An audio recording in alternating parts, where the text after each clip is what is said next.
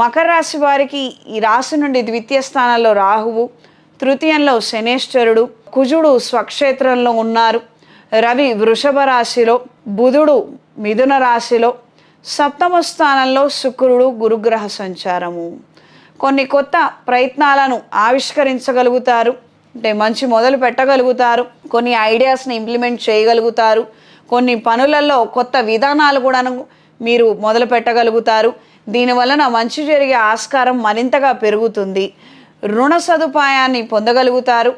Credit card వినియోగం మరింతగా పెరుగుతుంది. శుభకార్యాల నిమిత్తం ఆలోచనలు మరింతగా పెరుగుతాయి.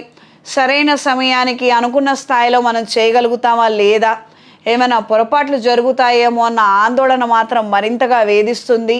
అయిన వాళ్ళు, బంధువులు, పెద్దవాళ్ళు అండగా నిలబడగలుగుతారు. కార్యక్రమాన్ని గట్టెక్కిస్తారు.